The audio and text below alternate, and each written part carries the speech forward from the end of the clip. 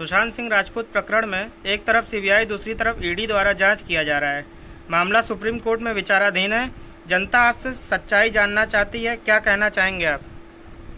जी, आपके सवाल बहुत अच्छे हैं, बहुत बहुत धन्यवाद। और जनता को हम बताना भी चाहेंगे जो सच्चाई है, और सच्चाई ही बताएंगे, और जो हमारे संविधान के हिसाब से होगा, जो हमारे सीआरपीसी आईपीसी के हिसाब से होगा, वो सच्चाई हम बताएंगे। जो कानून का क्या कहता है वो मैं बताना चाहता हूँ। देखिए, मुंबई में बांद्रा क्षेत्र के एक अपार्टमेंट में सुशांत सिंह राजपूत का इंतकाल हो गया। उसके बाद बांद्रा पुलिस इसमें सक्रिय हुई और बाकायदा तमाम लोगों से, फिल्मी हस्तियों से, तमाम लोगों से जांच के दायरे में बुलाया। किसी को 41 सीआरपीसी का नोटिस दिया, किसी को 160 सीआरपीसी का नोटिस दिया, किसी को 92 सीआरपीसी का नोटिस जारी किया, जिसके परिप्रेक्ष्य में, जिसके तहत पहला बयान रिया चक्रवर्ती का हुआ, और वो भी बयान करीब 10 घंटा चला। फिर महेश भट्ट साहब आए, फिर शेखर कपूर साहब डायरेक्टर साहब चले आए, फिर आदित्य चोपड़ा के प्रतिनिधि आए। अभी जांच चल ही रहा था और लगभग सवा महीना करीब हो गया था। और बांद्रा पुलिस स्टेशन पर सुशांत सिंह राजपूत के पिताजी भी गए थे और उन्होंने अपनी बात जो कहनी थी कही। लेकिन सवा महीने बाद एक बैग इसमें मोड़ आया और सुशांत सिंह राजपूत के पिताजी ने पटना के थाने में, पटना जिले के एक थाने में मुकदमा दर्ज करवा दिया। ये सुसाइड नहीं, ये सुसाइड के लिए रिया चक्रवर्ती, उसकी बहन, उसके भाई, उसके माँ बाप सब लोग जिम्मेदार हैं। 15 करोड़ रुपया मेरे बेटे का निकाला गया है फर्जी तरीके से, और जो है ये हत्या भी हो सकता है, ये कुछ भी हो सकता है।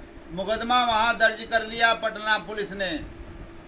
पहली गलती बिहार की पटना पुलिस ने आनन फानन में मुकदमा दर्ज कर लिया, जबकि टेलीविजन मीडिया से लेके, प्रिंट मीडिया से लेके मैगजीनों तक में ये लगातार समाचार सवा महीने तक छप रहा था कि सुशांत सिंह राजपूत का मसला सबको मालूम था, बिहार पुलिस को मालूम था, पूरे देश को मालूम था। और एफआईआर दर्ज कर लिया, और एफआईआर नंबर के साथ दर्ज किया, जो गलत कर दिया। किसी भी घटना की एफआईआर जिस जिले में, जिस स्टेट में घटना हुई है वहीं दर्ज होगा, बांद्रा में ही होगा। तो सवा महीना तक सुशांत सिंह राजपूत के पिताजी कहाँ खोए हुए थे? अगर उनको एफआईआर देना ही था तो पहले क्यों नहीं दे दिया उन्होंने? सवा महीना बाद वो दे रहे हैं, मुकदमा दर्ज हो रहा है, बाकायदे जो है एफआईआर नंबर पड़ रहा है, जबकि गलत है। अगर घटना बम्बई की है, बांद्रा की है, वहां बांद्रा पुलिस देख रही है, तो बिहार में या किसी भी स्टेट में या देश के किसी भी कोने कोने थाने में एफआईआर दर्ज हो सकती है, दूसरी एफआईआर हो सकती है। Annu Tripathi versus state of UP में भी दिया है, दूसरी एफआईआर हो सकती है। लेकिन नील पर, NIL, नील, जीरो एफआईआर, अपराध संख्या नील होगा। और नील करके पर्चा एक ठो काट के और 161 का या न काट के एफआईआर को तुरंत जो है पटना पुलिस के थाने के आईओ को, तत्काल बांद्रा पुलिस के इन्वेस्टिगेशन अफसर को सौंप देना चाहिए था, जो कि ऐसा नहीं हुआ। अब बिहार पुलिस जो है उल्टे जो है, एक तो गलत कर रही है, कानून के जद में नहीं काम कर रही है। जिस एफआईआर पर उसको कोई कांग्रेस लेने का अधिकार नहीं था, उस एफआईआर पर जो है पटना पुलिस, बिहार पुलिस ने जो है कांग्रेस लिया और पहुंच गई बम्बई। 4 अधिकारी पहुंच गए वहां जांच करने, वहां खोजने, वहां सूंघने, जासूसी कुत्ता की तरह। क्या तमाशा है भाई? अब देखिए तमाशा। अब बम्बई पुलिस ने इनको सौंपने से इनकार कर दिया, इनको जांच से भी मना किया कि नहीं कुछ नहीं देंगे, पोस्टमार्टम रिपोर्ट भी नहीं देंगे, क्योंकि आपके थाना के अंतर्गत ये मर्डर का ये मामला नहीं है। ये मामला हमारे क्षेत्र का है, इसका विवेचना मैं करूंगा। अगर आप अपने यहाँ दर्ज किए हैं नील पर या जो भी कर दिए तो हमको आप सरेंडर कर दीजिए। बिहार की पुलिस ने वहाँ सूचना दिया, बिहार सरकार ने, बिहार के मुख्यमंत्री नीतीश कुमार ने आनन फानन में, और डीजीपी महोदय भी लग गए उसी में, बिहार के आनन फानन में इस मुकदमे को सेंट्रल गवर्नमेंट को रिफर कर दिया गया। बिहार सरकार ने संस्तुति करते हुए कि सीबीआई जांच कराई जाए। जब देखा कि नील एफआईआर की जगह 0 एफआईआर की जगह हमने क्राइम नंबर डाल दिया फंसना देके, तो तड़ से उन्होंने बैक कर दिया कि ये सीबीआई से जांच कराई जाए। भारत सरकार का तमाशा देखिए, एक से एक वहां पर जो है बैठे हुए हैं, एलआर, डिप्टी एलआर, तमाम लोग बैठे हैं, प्रिंसिपल सेक्रेटरी ला, तमाम लोग बैठे हुए हैं वहां पर, राय दहिंदा और मिनिस्ट्री ऑफ लॉ, ये सब ने आंख मूंद लिया। जब वो एफआईआर ही नहीं पढ़ा जाएगा जो नील नहीं है, क्राइम नंबर पर एफआईआर पढ़ा नहीं जाएगा, और क्राइम नंबर पर आपने सीबीआई को भारत सरकार ने दे दिया केस कि आप इसको जांच करिए, रजिस्टर्ड करिए। सीबीआई को भी देखिए तमाशा, एक से एक निरीक्षक हैं सीबीआई में, सैकड़ों ठो आईपीएस हैं, डिप्टी एसपी हैं, उनके अपने जो है राय दहिंदा बड़े बड़े वकील हैं सीबीआई के। बावजूद इसके सीबीआई उस पर टिप्पणी करके ये असमर्थता जतावे कि यह सेकेंड एफआईआर बिहार में पटना में जो दर्ज हुआ है, ये एफआईआर नंबर पर दर्ज हुआ जो गलत है, इसको नील पर 0 पर एफआईआर होना चाहिए था, और फिर बांद्रा जाना चाहिए था, और फिर बांद्रा की यानी कि मतलब महाराष्ट्र सरकार इसमें जो है गवाही के लिए, महाराष्ट्र सरकार इसमें जो है अगर चाहे तो सीबीआई जांच के लिए सिफारिश कर सकती, लेकिन बिहार सरकार को ये पावर नहीं था, न है, न बिहार की पुलिस को है। अब सीबीआई ने भी वही गलत काम किया, सीबीआई ने एक्सेप्ट कर लिया, दर्ज कर लिया। क्या तमाशा बना रखे हैं सीबीआई साहब, आपने दर्ज कर लिया मुकदमा, और दर्ज करके इन्वेस्टिगेशन भी चालू हो गया। इधर सीबीआई का इन्वेस्टिगेशन, उधर ईडी का डंडा पड़ने लगा। डायरेक्टरेट ऑफ इन्फोर्समेंट यानी प्रवर्तन निदेशालय यानी मनी लॉन्ड्रिंग डिपार्टमेंट, जिसको मैं बहुत भली भांति जानता हूं कि कितने पानी के धोए हुए आदमी हैं।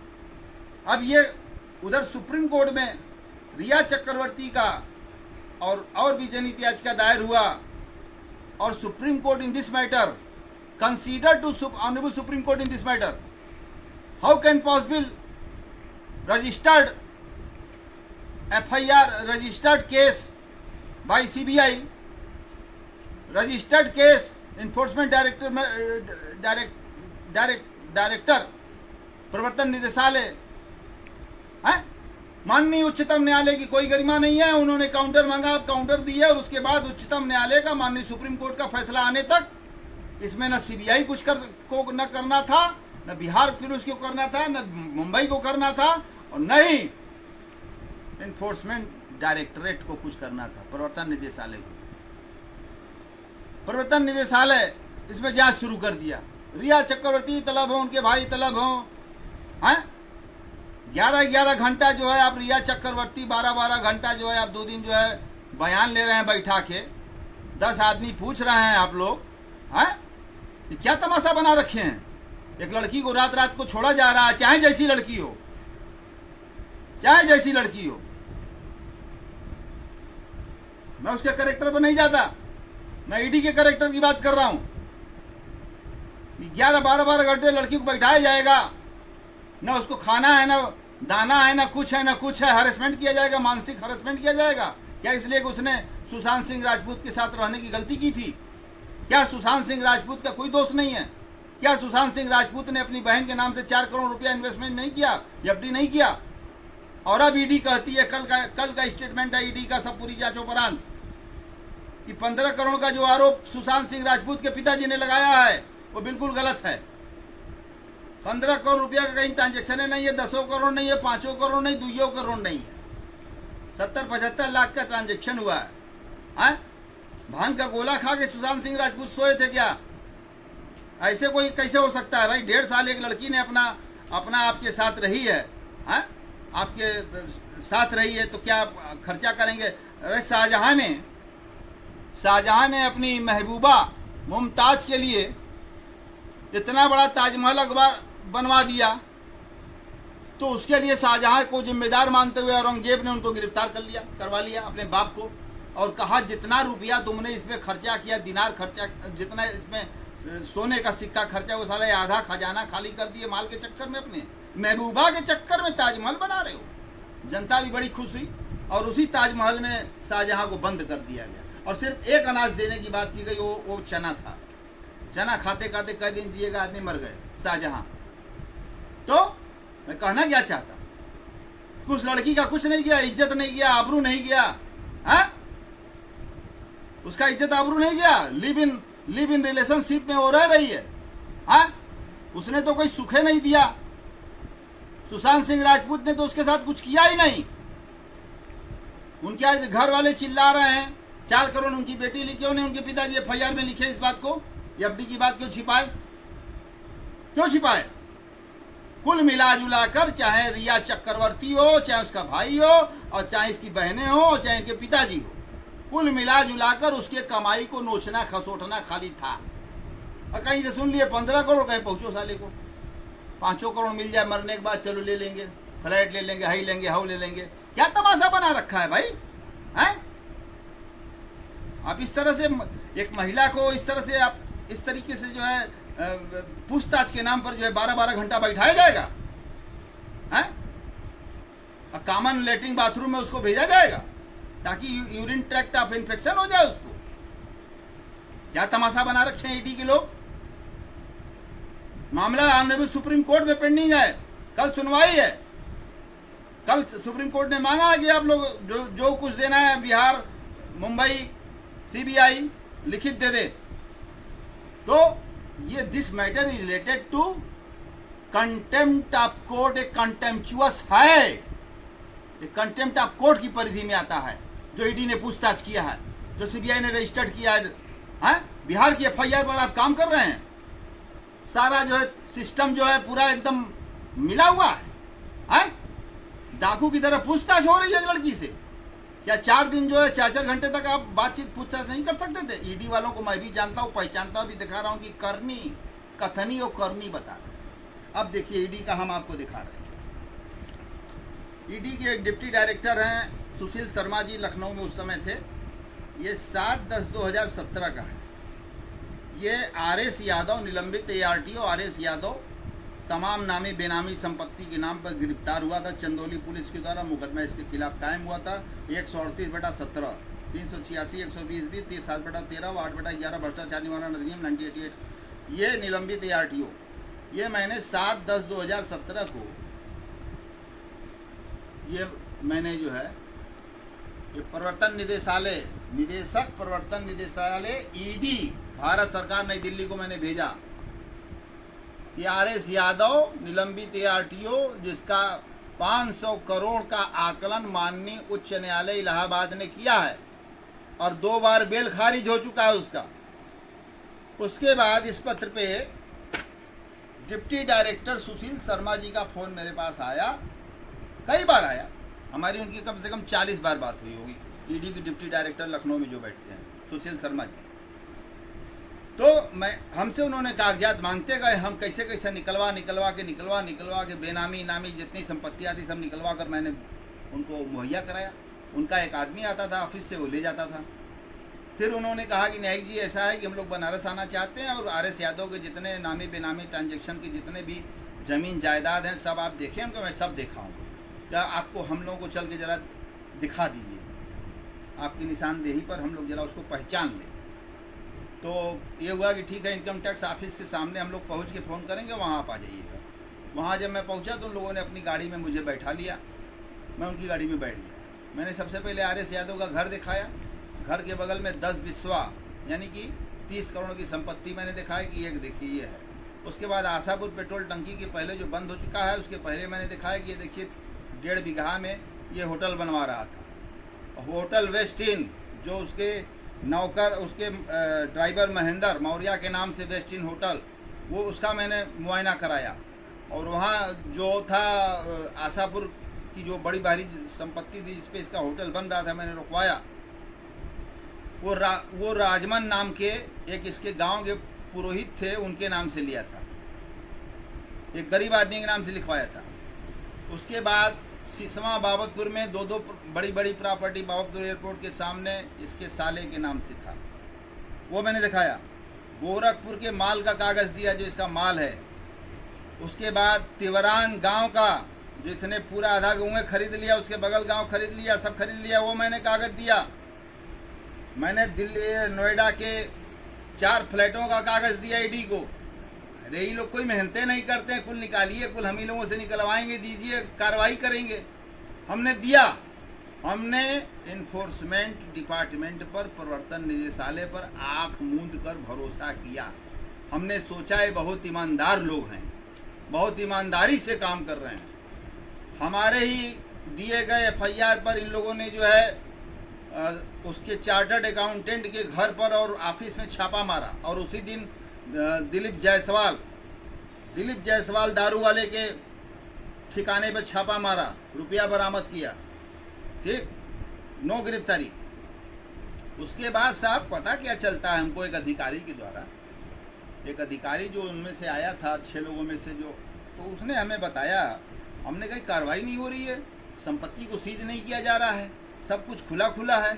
तब उसने कहा कि इसका एक दामाद है IRS है, IRS, ये कस्टम में, ये custom and central excise Delhi में एट प्रेजेंट पोस्टिंग है इसकी, असिस्टेंट कमिश्नर कस्टम है। और इसने क्या किया, और चूंकि ईडी के भी जो अधिकारी हैं वो IRS होते हैं, तो ये जो है कि मेरे सगे ससुर का मामला है, वो राकेश नायक ऐसे कर दिया, वैसे कर रहा है, झूठे है ही है, वो करते कराते 10 करोड़ रुपया में ईडी के अधिकारी बिक गए, डायरेक्टर बिक गया। 10 करोड़ रुपया का लेन देन कराया इसके दामाद IRS ने, जो दिल्ली में पोस्ट है कस्टम में, और सारी फाइलें बंद कर दी गई। अरे ईडी तुम कौन होते हो फाइल बंद करने वाले? तुम हाई कोर्ट से सुपीरियर हो, ऊपर हो क्या है? मैं आपको दिखाना चाहता हूं, मैं आपको दिखाना चाहता हूं। आप देखिए, RS यादव मामले में अपने ही जाल में उलझ गई जांच एजेंसियां। जैसे आज सुशांत सिंह राजपूत के मैटर में जांच एजेंसियां उलझ गई हैं, अब से में वैसे ही देखिए गाल का फांस बन गए संपत्तियों के कागजात। ये देखिए, आराम से लीजिए, तमाशा देखिए इन्फोर्समेंट डिपार्टमेंट का। बारे इन्फोर्समेंट डिपार्टमेंट, तुम्हारी जांच जब मैं करूंगा तब तुमको समझ में आएगा कितना माल तुम लोग जो है नंबर 2 का रखे हो। एक भी अपराधी के यहाँ छापा नहीं मारते ईडी के लोग, फटती है। मुख्तार अंसारी के पास 10,000 करोड़ की संपत्ति है, काहे नहीं ईडी जा रहा है, काहे नहीं इनकम टैक्स जा रहा है, क्यों नहीं CBI छापा मार रहा है? मुझे याद है सुशील सिंह विधायक के यहाँ जब कोयला घोटाला हुआ था, हर्ष कोल इंडिया के नाम से उनका कंपनी था, और एक CBI के एक निरीक्षक ने उनको फोन करके 1 घंटा पहले बता दिया कि 1 घंटा बाद आपके यहाँ 8 साढ़े 8 बजे छापा हम लोगों का पड़ेगा, आप जितना कागजात पैसा हटवा दीजिए। सब सुशील सिंह ने धड़ाधड़ हटवा दिया। मेरे सामने की बात है, आई विटनेस। उसके बाद छापा मारा, कुछ नहीं मिला, तमाशा बनाए हो। RS यादव की पेशी अब 1 दिसंबर सुना केस डायरी में अरबों की संपत्ति का कोई जिक्र नहीं है। भाई देखिए तमाशा। बारे केस डायरी विजिलेंस विभाग, बारे विजिलेंस विभाग, उत्तर प्रदेश सदरता अधिष्ठान, बड़े भ्रष्टाचारी हैं भाई सब। हम तो लड़ते लड़ते थक गए भैया, गरीबी आ गई, घर के साला नथिया तक बिक गया, बच्चियों की स्कूटी बिक गई। ये देखिए, अपने ही जाल में उलझी जांच एजेंसियां, आज एजेंसियों के ही गले की फांस बने RS यादव की संपत्तियों के कागजात दोबारा आरोप मुक्त करने या फिर एक और मुकदमा दर्ज कराने की तैयारी, और इधर बचाव की जुगत में माथा पच्ची। ये देखिए तमाशा, ये देखिए, ये भी वही है, देख लीजिए जल्दी। भ्रष्टाचार के मामले में हाई कोर्ट में सुनवाई आज। चलिए क्या सुनवाई हुआ बता रहे हैं। कुख्यात अपराधियों के संपर्क के चलते बदली गई RS यादव की जेल। साला हमारी हत्या कराना चाह रहा था RS यादव, 27 महीना जेल काटा है। ये मेरी हत्या कराना चाहता था। मेरे एप्लीकेशन पर डीएम साहब ने कॉन्फिडेंस लिया है, लाइव से जांच कराकर, और जब आरोप सही पाए गए तो मिर्जापुर जेल में इसको शिफ्ट किया गया। और मिर्जापुर जेल में पहले से शिफ्ट जो है त्रिभुवन सिंह 2 लाख का इनामी, ब्रजेश सिंह का दाहिना हाथ, उसके साथ ही रहता था। खाली इसकी अब यही इच्छा है कि हमारी हत्या हो। अरे जब ईडी के लोग कुछ करोगे नहीं, सब लोग मैनेज हो जाओगे, सबको पैसे चाहिए, दिन रात बोराम भर के पैसे ले जाना ऊपर है। वो हरिश्चंद्र घाट और मणकणका घाट पर जो है वो पैसे से ही जो है लाश जलेगा आदमी का। हमको तो ऐसा लगता है।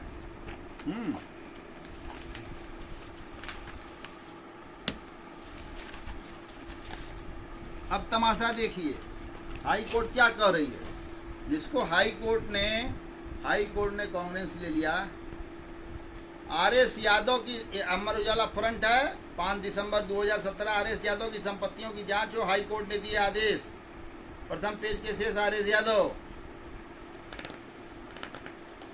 अब आप देखिए, सुप्रीम कोर्ट एआरटीओ की अंकुत संपत्ति की जांच हो, हाई कोर्ट। यहां तक तमाशा, जब ईडी से रिपोर्ट मांगा हाई कोर्ट माननीय उच्च न्यायालय ने ईडी से कि क्या प्रगति रिपोर्ट है आपकी। ईडी डिपार्टमेंट, एक छोटा डिपार्टमेंट ने, ये भ्रष्ट अधिकारियों ने जो है एक वहां काउंटर तक नहीं लगाया, कुछ नहीं बताया। बताने लायक थे क्या, ये बताते। हाई कोर्ट के सवाल, इसको आप ध्यान से लीजिए। हाई कोर्ट के सवाल, 62,000 वेतन पाने वाला अधिकारी ने कैसे अर्जित कर ली इतनी संपत्ति। आरएस यादव कैसे हो गया 500 करोड़ का मालिक। ये हाई कोर्ट कह रही है, हमारी हाई कोर्ट कह रही है। कोर्ट सख्त, याची के प्रभाव के चलते विवेचक ने की विवेचना की खानापूर्ति, मुख्य सचिव और डीजीपी को पुनर्विवेचना कराने का दिया आदेश। समाज हित के खिलाफ बताकर जमानत याचिका खारिज, निलंबित एआरटीओ का मायाजाल। ये देखिए, योगेश्वर राम मिश्रा, डीएम ने इसके खिलाफ कुल मुकदमा लिखा है, इसमें मैं गवाह हूँ, एफआईआर करता हूँ। इन्होंने लिखा कि ये जो है खतरनाक जो है अपराधियों से इसकी सांठगांठ हो गई है और घनिष्ठ संबंध बन गए, इसलिए इसको यहाँ से जो है हटा के दूसरे कारागार मिर्जापुर में स्थानांतरित किया जाता है। ये तमाशा देखिए, जिस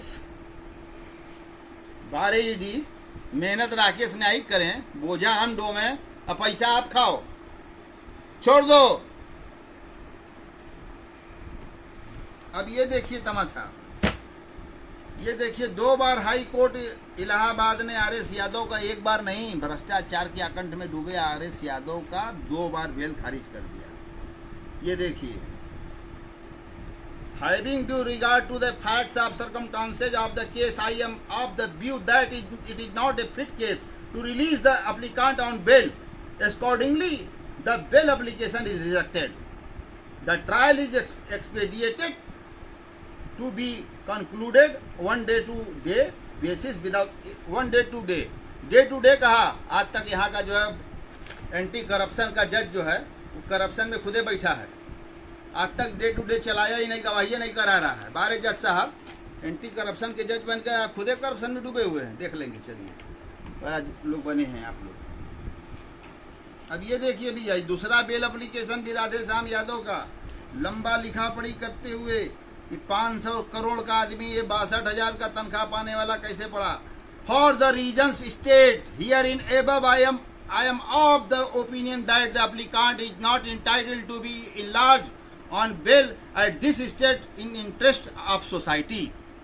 सोसाइटी, समाज के लिए घातक है, इनको छोड़ना ठीक नहीं है। The bail application is accordingly rejected. अब देखिए, ये विजिलेंस विभाग को तो समझ में आया हाई कोर्ट की फटकार। ये चार्जशीट लगी है, देखिए इतनी मोटी चार्जशीट है। आरएस यादव निलंबित एआरटीओ जो बर्खास्त भी हो गया, इतनी मोटी चार्जशीट लगा है। लेकिन ईडी के लोगों, ईडी के डायरेक्टर, डिप्टी डायरेक्टर क्या किए सुशील शर्मा साहब, क्या हम आपकी क्या भरोसा किए, क्या किया आप लोगों ने? हैं, डायरेक्टर, पूरा डायरेक्टरेट बिक गया। हैं, किसी से पूछताछ नहीं। आरएस यादव के जितने लोगों के बेनामी संपत्ति किया था, किसी से पूछताछ नहीं।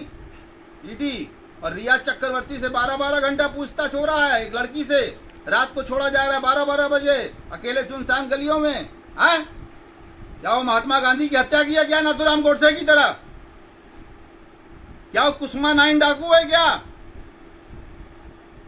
पूरे परिवार को रगड़ डाला गया, बाप माँ सब मुलजिम हैं।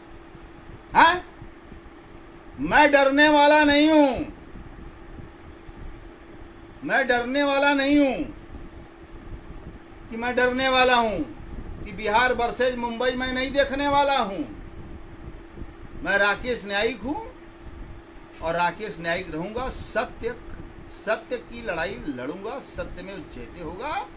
और अखबार के लोगों से और टीवी ट्रायल में, ये जो टीवी ट्रायल चला रहे हैं, मीडिया ट्रायल, टीआरपी, अरे टीआरपी के बारे में श्रीमती अंजना ओम कश्यप जो कि बहुत तेज तर्रार हैं, आज तक की रिपोर्टर हैं, उन्होंने जब एपी सिंह वकील से पूछा, निर्भया कांड के दोषियों के वकील से, जब उसने कहा कि आप लोग टीआरपी के लिए करते हैं, आप लोग टीआरपी के लिए करते हैं, आप लोग टीआरपी बढ़ाने के लिए करते, तो उसने पूछा था अंजना ओम कश्यप ने एपी सिंह से कि टीआरपी का फुल फॉर्म बताओ।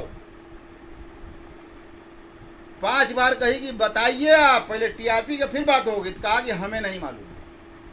मैं बता रहा हूं, television rating point, television rating point. तो टेलीविजन रेटिंग पॉइंट मीडिया न बनावे, ठीक है? वो भी एक देश की किसी की बहन है, बेटी है, तो ऐसा ना करिए, जल्लादों वाला काम मत करिए। ऐसा तो नाथूराम गोडसे के साथ भी नहीं हुआ जैसा उसके साथ किया जा रहा है। ईडी जो है परीक्षण कर रही है, कंटेम्प्ट ऑफ कोर्ट दाखिल करूंगा सीबीआई के खिलाफ, बिहार के मुख्यमंत्री, डीजीपी के खिलाफ, प्रमुख सचिव गृह के खिलाफ।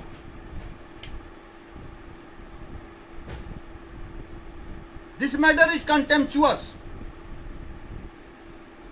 एट लास्ट सुशांत सिंह राजपूत की आत्मा की शांति के लिए मैं ईश्वर से आराधना करता हूं और माननीय उच्चतम न्यायालय का फैसला आने तक कोई भी प्रकार का काम नहीं होना चाहिए था। जो हुआ तो कंटेम्प्ट ऑफ कोर्ट में दाखिल करूंगा और आर्टिकल 32 संविधान के अनुच्छेद 32 में जनहित याचिका भी दाखिल करूंगा और मैं बताऊंगा कि ये ईडी का एक कारनामा देख लीजिए। मेरे मामले में ईडी ने क्या किया, 10 करोड़ लेकर और शांत हो गई ईडी इस देश की। और देखिए, इसका एक प्रॉपर्टी का मेरे पास फोटो है, ये फोटो देखिए, इस पे सब लिखा भी है। ये भी ईडी वालों को दिखाया था, डिप्टी डायरेक्टर साहब के नेतृत्व में जो टीम आई थी, भ्रमण कराया। अरे सब ऐसे विभाग वाले पूरा घोट गया है, खा जा रहे हैं। आओ लड़ो हमसे, जाओ मुख्तार अंसारी को का हिसाब करो, ब्रजेश सिंह का हिसाब करो। डेली ब्रजेश सिंह जो है 10 करोड़ कमाता है, जाओ पकड़ो, दम है तो लड़की को पकड़ के मुसड़ी बना रहे हो। आरएस यादव को बेदाग छोड़ दिए, नहीं चलेगा ये गुंडागर्दी। मैं इसका विरोध करूंगा और अंतिम सांस तक करने वाला व्यक्ति हूं। मैं माननीय उच्चतम न्यायालय का आदेश, निर्देश, जो भी हो, डायरेक्शन आने तक मैं खामोश रहूंगा।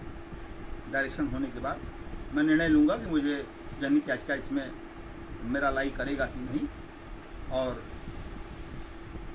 इंटर जनहित याचिका लाई करेगा या नहीं करेगा, ये मैं देखूंगा और उसके बाद कोई निर्णय लूंगा।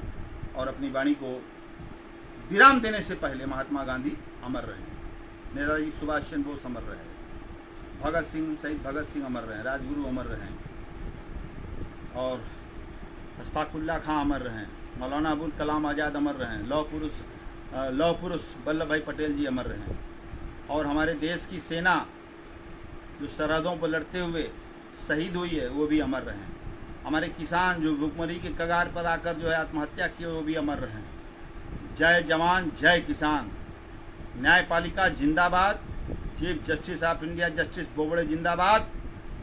और संविधान की जय हो नरेंद्र मोदी जी की, जय हो अमित शाह जी की। जल्द से जल्द स्वास्थ्य लाभ करके अमित शाह जी हम लोगों के बीच में आवें, और बहुत ही अच्छे और बहुत ही ज़मीन के नेता हैं अमित शाह जी, मैं उनको अच्छी तरह से जानता हूँ।